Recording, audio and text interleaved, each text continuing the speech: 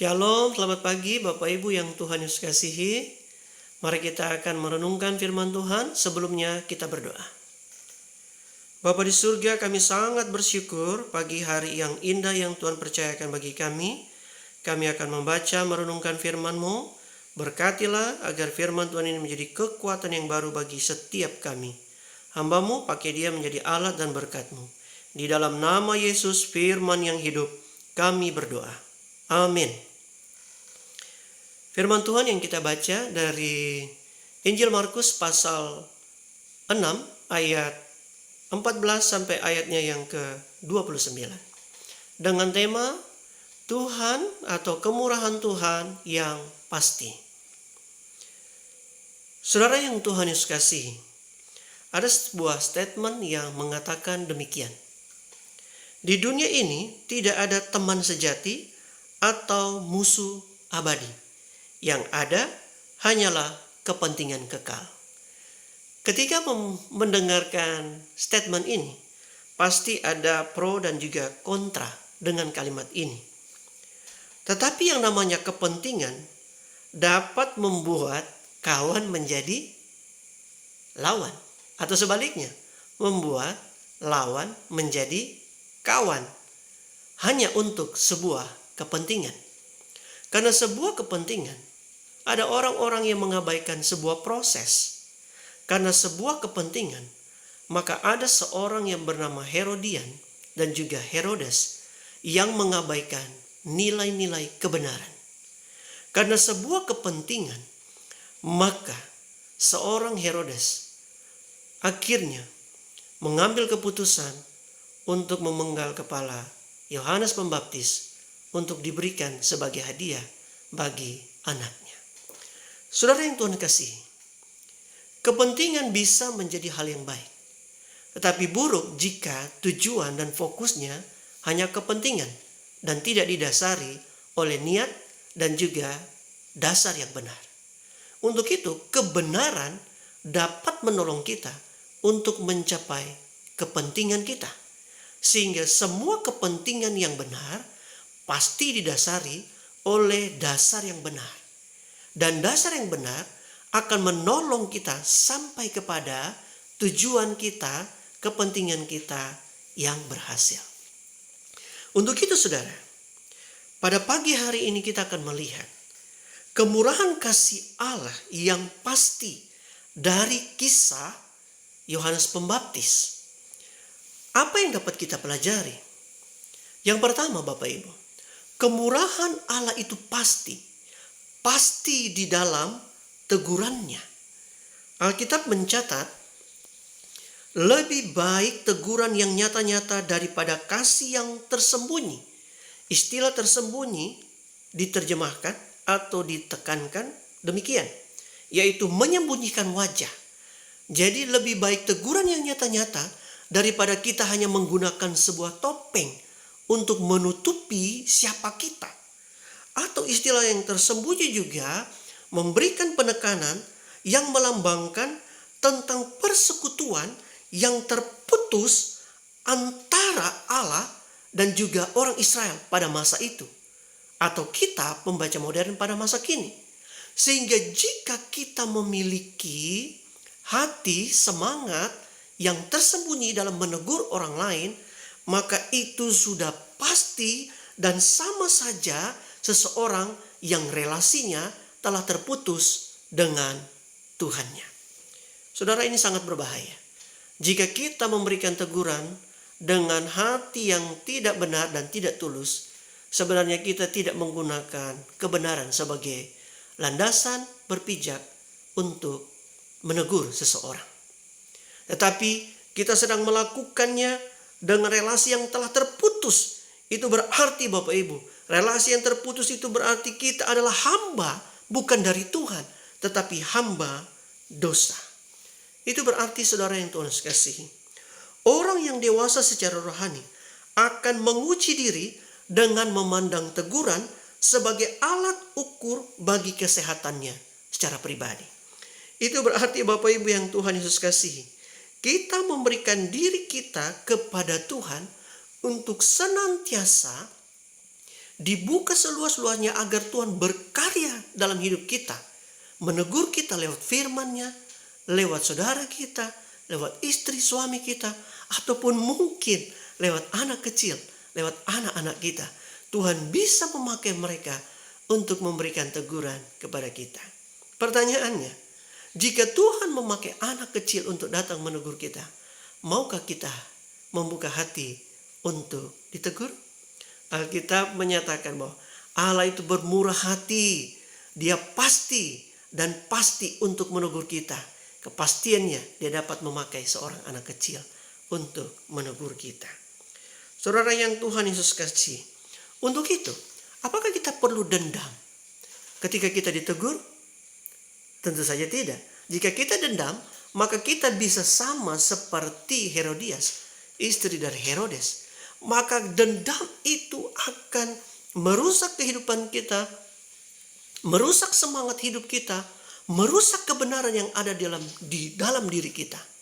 Menurut Bapak Ibu, apa itu dendam? Mungkin kita mulai berpikir konsep atau makna dari dendam. Tapi saya memberikan pengertian demikian. Dendam adalah keinginan yang sangat kuat untuk membalas. Bahkan Bapak Ibu, atau untuk mencelakakan. Dan akan tercipta kepuasan tersendiri bila hasrat itu telah terlampiaskan. Bapak Saudara, dari statement ataupun makna ini, maka sangat berbahaya jika kita masih ada di dalam dendam. Karena dendam bisa menghanguskan, merusak, atau menghancurkan diri kita. Ada sebuah cerita lama Bapak Ibu tentang dua orang biarawan yang sedang berjalan di tepi sungai yang pada saat itu sedang banjir besar. Ketika mereka sedang berjalan di tepi sungai itu, mereka melihat di sisi yang lain ada seorang wanita muda yang begitu ketakutan untuk menyeberangi sungai yang sedang diamuk oleh banjir besar. Tetapi Bapak Ibu, biarawan ini yang sudah pasti disumpah untuk tidak menyentuh satu orang perempuanmu, tiba-tiba dengan sigap dia menyeberang, memegang perempuan itu, bahkan menggendongnya ke tepian yang lain, ke sisi yang lain bersama dengan mereka. Biarawan yang lebih muda bertanya-tanya dalam hatinya, bahkan dia marah dengan biarawan tua ini. Kenapa biarawan tua ini membiarkan dirinya dinajiskan dengan menggendong perempuan ini? Akhirnya pria ini atau dua biarawan ini marah, saling marah, ataupun dalam tanda petik biarawan lebih muda marah amat sangat sampai matahari terbenam. Ketika mereka mulai berbicara lagi setelah matahari terbenam, biarawan lebih muda ini berkata kepada yang lebih tua, "Kenapa engkau menajiskan dirimu dengan menggendong perempuan tadi ke tepian yang lain? Apakah engkau tidak tahu bahwa engkau sedang menajiskan dirimu dan juga menajiskan ordok kita?" Biarawan yang lebih tua hanya berkata, "Aku telah melepaskan wanita yang kugendong itu tadi pagi. Tetapi engkau masih tetap menggendong dia sampai detik ini." Bapak Ibu, mengertikah Bapak Ibu dengan kisah yang saya baru sampaikan? Rasa marah dari biarawan yang lebih muda ini membuat dia akhirnya mendapatkan dua, dalam tanda petik, kesialan. Kenapa? Dia marah dengan situasi ini. Dan dia juga kehilangan sahabatnya pada waktu dia marah. Tetapi pada waktu dia marah, apakah situasi itu berubah? Tidak Bapak Ibu. Yang terjadi dia kehilangan temannya, situasinya tidak bisa berubah lagi. Saudara yang Tuhan kasihi, ketika sang biarawan muda ini marah-marah, itu berarti dia mengizinkan dirinya dikekang oleh kemarahan. Bahkan ketika dia sudah selesai marah pun, sedang berbicara dengan sahabatnya, dia masih ada dalam keadaan yang marah. Itu berarti Bapak Ibu, dendam ataupun kemarahan itu ibarat seperti penjara yang membelenggu kita, yang menahan kita untuk bebas, yang menahan kita untuk bisa memiliki damai sejahtera. Bapak Ibu, kalau saja kita berpikir dengan tenang, maka semua situasi bisa terselesaikan dengan baik. Ketika rasa dendam ini merenggut damai sejahtera kita, maka yang ada adalah iri, adalah benci, bahkan juga ingin menghancurkan orang lain. Itu berarti Bapak Ibu, kebencian itu ibarat asam. Ia bisa merusak diri kita dan juga bisa merusak wadah maupun benda kemana ia dicurahkan. Ketika kita marah, maka kita juga dirugikan dan juga orang lain dirugikan. Ketika kita marah, bukan hanya diri kita yang dirugikan, tetapi situasi sekeliling kita dirugikan. Bapak Ibu coba bayangkan, ketika kita penuh dengan kemarahan, dendam, kebencian di dalam keluarga kita, lalu kita bertemu dengan orang-orang keluarga yang dalam tanda petik sedang kita marah. Bagaimana situasi yang ada, yang terjadi? Pasti tidak mengenakan, kita tidak enak, situasi lingkungan tidak enak. Bagaimana itu terjadi dalam lingkungan keluarga? Pasti tidak enak, suami istri tidak enak. Bagaimana itu jika terjadi dalam persahabatan saudara dengan sahabat saudara? Pasti tidak enak. Saudara tidak enak, lingkungan tidak enak. Berarti dua hal sekaligus yang kita rasakan. Dua kerugian kita dapat sekaligus. Kita dan juga lingkungan sekitar kita. Mengapa kita membutuhkan pengampunan, Bapak Saudara? Alkitab mencatat bahwa karena semua orang telah berbuat dosa dan telah kehilangan kemuliaan Allah. Kita membutuhkan pengampunan karena kita telah kehilangan kemuliaan Allah. Sehingga terkadang kita berpikir, bertindak yang tidak benar. Untuk itu Bapak Ibu Saudara, kita perlu menyerahkan hidup kita kepada Tuhan. Mengapa kita perlu pengampunan tersebut? Pertama, kita membutuhkan pengampunan ataupun mengampuni orang lain. Karena itu adalah sebuah perintah. Karena kita harus mengampuni supaya kita dapat diampuni. Di dalam doa Bapa kami mencatat bahwa ampunilah kami seperti kami juga mengampuni orang lain. Itu berarti ketika kita mengampuni, maka kita harus sungguh-sungguh menghadirkan pengampunan kepada orang lain supaya kita pun dapat diampuni. Itu berarti kita harus berjuang sedemikian rupa karena untuk mendapatkan pengampunan berarti kita juga harus dapat mempraktekkan pengampunan itu kepada orang lain. Karena jika Anda mengampuni kesalahan orang lain, maka Bapamu di surga juga akan mengampuni engkau. Karena jika engkau mengampuni orang lain, maka Bapamu di surga juga akan mengampuni kesalahan. Yang kedua, mengapa kita membutuhkan pengampunan? Kita membutuhkan pengampunan karena dengan mengampuni itu kita mencirikan tentang keberadaan diri kita sebagai gambar dan rupa Allah. Menjadikan diri kita seperti Kristus karena kita adalah gambar rupa Allah. Pengampunan dilakukan untuk menghindari diri kita dari jerat si iblis. Ingat Bapak Ibu, saudara dan saya diciptakan sebagai gambar rupa Allah. Sehingga yang harus kita lakukan adalah yang benar. Dan kita harus menghambakan diri kita kepada kebenaran. Dan Tuhan adalah kebenaran. Jika kita tidak melakukan kebenaran, maka kita adalah hamba dosa. Dan kita sedang terperangkap oleh jerat iblis. Yang ketiga, mengapa kita membutuhkan pengampunan? Ingat Bapak Ibu, ketika kita tidak mengampuni dan kita tidak mengampuni orang lain, maka itu akan membuat kita terluka. Kita perlu mengampuni orang lain karena Kristus telah mengampuni kita sehingga kita tidak lagi ada di dalam kepahitan. Saudara yang Tuhan kasihi, ketika kita mengampuni, maka itu membuat kita tidak terluka. Pada waktu kita tidak terluka, maka sesungguhnya kita ada dalam keadaan hati yang tidak penuh dengan kepahitan.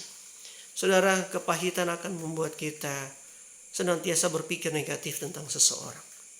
Bahkan ketika kita tidak mengampuni orang lain, maka kita selalu membangun opini yang buruk, bahkan bercerita atau membangun opini yang buruk kepada orang lain juga. Kita berusaha mentransfer kebencian kita kepada orang lain. Sehingga Bapak Ibu, orang akan terus melihat sahabat kita atau orang yang kita benci sebagai orang yang harus juga ikut dibenci. Tahukah kita bahwa sesungguhnya ketika kita tidak mengampuni orang lain, kita ibarat sedang memberikan virus kepada diri kita, tetapi juga kepada lingkungan kita. Dan orang-orang yang terhasut dengan pikiran kita yang jahat, maka pada dasarnya orang-orang tersebut juga sudah kena virus. Virus apa? Virus tidak mau mengampuni. Ingat Bapak Ibu Saudara, Allah sangat bermurah hati dan dia pasti mengampuni. Kenapa Allah yang bermurah hati dia pasti mengampuni, sedangkan saudara tidak? Ini menjadi pelajaran bagi saudara dan juga saya. Kita harus berpikir dengan sangat kuat bahwa kalau Allah saja mau memberi dirinya untuk mengampuni saudara dan saya, mengapa kita tidak? Ingat, kita membutuhkan pengampunan. Orang lain juga membutuhkan pengampunan kita. Kita harus berdoa bergumul sungguh-sungguh untuk bisa melepaskan pengampunan itu. Berdoa supaya sungguh-sungguh kita menjadi lega. Lepaskan kuk dosa ini yang kita tidak bisa lepaskan. Mungkin kita sakit Bapak Ibu. Mungkin kita merasa benci. Tetapi saat ini kita harus sungguh-sungguh berdiri di hadapan Tuhan. Dan kita berkata, Tuhan ini saya. Saya tahu saya orang berdosa. Tapi sebagai gambar dan rupa Allah, saya mau meneladani Tuhan. Saya mau seperti Kristus. Saya tidak mau terjerat dengan tipu muslihat iblis. Saya mau mengampuni. Karena saya adalah gambar dan rupa Allah. Yang ketiga Bapak Ibu. Yang ketiga yang dapat kita lihat pada bagian ini. Kemurahan Allah itu pasti dalam memberi damai yang sejati. Kemurahan Allah itu pasti dalam memberi damai yang sejati. Tadi jika saya bertanya tentang istilah dendam, sekarang apa dalam pikiran Bapak Ibu Saudara tentang istilah mengampuni Bapak Ibu? Dalam terjemahan ini Bapak Ibu kita melihat istilah mengampuni diterjemahkan dengan beberapa penekanan. Yang pertama itu melepaskan, meninggalkan, membiarkan pergi, ataupun menghapuskan. Itu berarti Bapak Saudara, kemurahan Allah itu pasti dalam memberi damai. Itu berarti kita harus melepaskan. Mengampuni berarti kita melepaskan, kita meninggalkan, kita membiarkan pergi semua beban itu. Bahkan kita menghapuskan semua yang lama. Dan kita membiarkan yang baru itu masuk dalam hati kita. Ingat Bapak Ibu, kita harus mengisi seluruh keberadaan diri kita sebagai manusia yang baru dengan semua kebenaran yang dari Allah. Sehingga semua yang benar, semua yang disebut kebajikan, itu akan mempengaruhi seluruh tingkah laku kita. Oh saudara, sungguh berbahagia. Ketika kita mengampuni, maka kita membiarkan Tuhan menunjukkan kasih-Nya kepada kita. Kita membiarkan Allah menguasai, mengambil alih. Karena kita telah melepaskan, kita telah menanggalkan, kita telah membiarkan pergi, kita telah menghapuskan. Dan kita telah membiarkan Allah mengisi hari-hari yang baru dalam kehidupan kita dengan damai sejahtera. Untuk itu Bapak Ibu yang Tuhan kasih, Alkitab menyatakan bahwa Tuhan menunjukkan kasih-Nya kepada kita oleh karena Kristus telah mati untuk kita ketika kita masih berdosa. Istilah yang lain mengatakan istilah berdosa itu dengan pada waktu kita sedang berada di dalam maut. Ingat Bapak Ibu Saudara, maut itu akibat kita berbuat dosa. Tapi sekarang Allah menunjukkan kasih-Nya jauh hari, bahkan sebelum dunia ini jadikan. Dia telah memberikan kasih-Nya bagi saudara dan saya. Allah telah menunjukkan kasih-Nya kepada kita karena Kristus telah mati untuk kita ketika kita masih berdosa. Saudara, luar biasa indah. Itu berarti Bapak Ibu yang Tuhan kasihi, damai sejahtera itu adalah hak bagi kita. Semua orang yang telah menerima Kristus, dia pasti menerima damai sejahtera. Tetapi damai sejahtera itu sekaligus sebuah tanggung jawab. Kita harus menghadirkan damai sejahtera itu. Kita harus menjadi the peacemaker di dunia ini. Di mana saja kita berada, kita punya tanggung jawab untuk menghadirkan damai sejahtera dimanapun kita berada. Sehingga benar kata firman Tuhan, hendaklah damai sejahtera Kristus memerintah di dalam hatimu, karena untuk itulah kamu telah dipanggil menjadi satu tubuh, dan bersyukurlah. Istilah memerintah di dalam hati, itu berarti kasih dari Allah itu memenuhi hidup kita. Itu berarti damai sejahtera itu hadir karena pemberian Allah. Damai sejahtera itu tidak hadir karena apa yang ada di luar, tetapi damai sejahtera itu hadir karena pemberian Allah. Saudara yang Tuhan Yesus kasihi, itu berarti kita harus mengerti bahwa pendamaian manusia berdosa dengan Allah yang kudus. Kemurahan Allah itu pasti dalam memberi damai. Allah memberi damai karena dia ingin mendamaikan manusia berdosa dengan Allah yang kudus. Yang kedua Bapak Saudara, Allah memberi damai yang sejati dalam hidup kita, yaitu dia menghadirkan kepada diri kita damai yang sejati, karena kita tahu bahwa seluruh diri kita harus dikendalikan oleh damai itu. Ketika Allah memberi damai yang sejati dalam hidup kita, maka haruslah seluruh kehidupan kita dikendalikan oleh damai itu. Jangan biarkan kemarahan, dendam yang mengendalikan hidup kita, tapi biarkanlah Allah yang mengendalikan hidup kita. Dan yang terakhir Bapak Ibu, kemurahan Allah itu pasti dalam memberi damai yang sejati. Kenapa? Karena damai dari Allah itu adalah modal untuk hidup bersama. Di depan saya sudah katakan Bapak Ibu, jika ada dendam, maka kita tersakiti, orang lain tersakiti.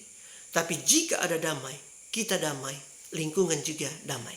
Itu berarti ketika damai itu ditegakkan, ketika kebenaran itu dikumandangkan, maka kehidupan bersama kita akan terlihat lebih baik. Saudara yang Tuhan Yesus kasihi, itu berarti akhir dari kehidupan kita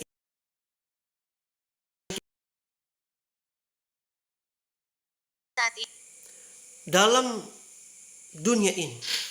Kita melihat bahwa Injil Matius pun memberikan nasihat bagi kita, bahwa damai sejahteraku kuberikan kepadamu, dan apa yang kuberikan tidak seperti yang diberikan oleh dunia kepadamu. Itu berarti apa Bapak Ibu yang Tuhan Yesus kasihi? Ketika Tuhan memberikan damai sejahteranya, dan damai sejahteranya itu tidak sama dengan damai yang diberikan oleh dunia, maka saya yakin dan percaya, kalau dunia tadi punya tujuan kekal adalah kepentingan pribadi ataupun tujuan pribadi, maka tujuan Tuhan yang paling hakiki dalam hidup saudara dan saya, dia memberikan damai sejahtera. Ini yang dikejar oleh setiap manusia. Bapak Ibu, orang banyak mencari uang, tapi uang tidak bisa memberi damai sejahtera.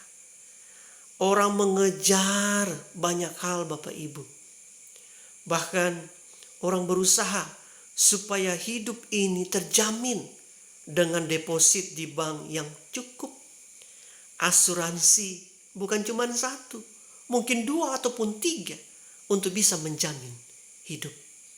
Tapikah dengan semuanya itu dapat menolong Bapak Ibu Saudara dan saya memiliki damai yang sejati? Tidak Bapak Ibu. Damai yang sejati, Alkitab catat dalam Injil Matius, hanya datang dari Tuhan. Damai sejahteraku kuberikan kepadamu, dan apa yang kuberikan tidak seperti yang diberikan oleh dunia kepadamu. Saya sangat tertarik Bapak Ibu dengan apa yang disampaikan oleh seorang komentator, yaitu Matthew Henry. Dia mengatakan demikian.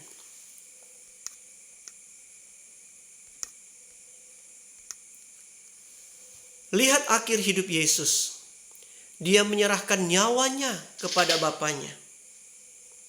Dia mewariskan tubuhnya kepada Yusuf Arimatea untuk diurus dengan baik dan layak. Dia menyerahkan ibunya kepada Yohanes. Jubahnya diundi oleh para prajurit. Apa warisan yang ia berikan kepada para murid yang sudah menyerahkan seluruh harta untuk mengikut dia? Apa Bapak Ibu? Apa yang telah diberikan Tuhan Yesus kepada para murid? Apa yang telah diberikan Tuhan Yesus kepada Matius? Yang pada waktu itu dipanggil, dia masih bertugas sebagai seorang pemungut cukai. Apakah dia menyerahkan tugas-tugasnya kepada orang yang dia percaya? Tolong urus ini, kantor ini, urus semua aset saya. Saya mau pergi ikut Tuhan Yesus. Saya yakin Alkitab tidak catat dan juga kita tidak tahu. Tetapi ketika Tuhan Yesus panggil di Alkitab hanya catat. Lalu ikutlah Matius bersama Tuhan Yesus. Itu berarti Bapak Ibu Saudara. Kenapa Matius ikut? Karena ada damai yang diberikan. Damai sejahtera yang diberikan lebih daripada uang yang pernah dia kumpulkan. Lebih daripada kesejahteraan hidup yang dia nikmati. Karena dia tahu ada damai sejahtera yang lebih daripada uang. Lebih daripada hidup. Benar Bapak Ibu. Kata Alkitab. Damai sejahtera yang melampaui segala akal. Kenapa Alkitab mencatat demikian? Karena damai sejahtera yang diberikan kepada saudara melebihi apapun yang baik yang pernah saudara lihat, yang pernah saudara pikirkan, bahkan yang ada dalam hati saudara jauh lebih banyak daripada itu. Itulah damai sejahtera. Alkitab mencatat bahwa ketika engkau mengikuti Yesus Kristus, maka apa yang tidak pernah engkau pikirkan, apa yang tidak pernah engkau lihat, apa yang tidak pernah engkau dengar yang baik dan mulia, aku akan berikan itu semua kepadamu. Itu berarti yang Tuhan berikan adalah yang terbaik dari yang terbaik. Apa itu? Damai sejahtera. Itu berarti Bapak Saudara, damai bukan kesenangan sementara yang berdosa. Damai sejahtera adalah milik kekal yang akan menolong saudara akan tetap tenang meskipun situasi di tengah-tengah dunia ini berada dalam situasi yang tidak menyenangkan. Damai sejahtera juga kalau dunia memberi damai, tapi dunia yang itu berlalu, maka damai yang diberikan dunia juga pasti berlalu. Tetapi damai sejahtera yang kuberikan kepadamu, kata Alkitab, tidak sama seperti yang diberikan dunia. Karena damai sejahtera yang diberikan Tuhan tidak akan pernah berlalu. Alkitab mencatat dalam Ibrani pasal 11 ayat 25. Ketika Musa menyatakan imannya. Dia berkata, karena ia Musa lebih suka menderita sengsara dengan umat Allah daripada untuk sementara menikmati kesenangan dari dosa. Musa memposisikan dirinya untuk senantiasa mengikut Tuhan karena dia tahu di dalam Tuhan ada damai sejahtera yang tidak bisa dibayar dengan uang. Saudara, kasih diukur dari apa yang rela kamu lepaskan demi mendapatkan kasih itu. Apakah saudara rela mengampuni orang lain? Apakah saudara rela melepaskan dendam saudara untuk mendapatkan damai sejahtera? Apakah saudara rela melepaskan dunia ini untuk memiliki Kristus? Ini menjadi pertanyaan bagi kita. Tuhan Yesus memberkati. Mari kita berdoa. Tuhan Yesus, terima kasih pagi ini kami belajar dari firman-Mu. Berkati kami lagi ya Tuhan untuk senantiasa bertumbuh. Hamba-Mu selesai berbicara, tapi biarlah firman-Mu terus berbicara di dalam hati kami. Di dalam nama Tuhan Yesus kami sudah berdoa. Haleluya. Amin. Shalom. Selamat pagi Bapak Ibu.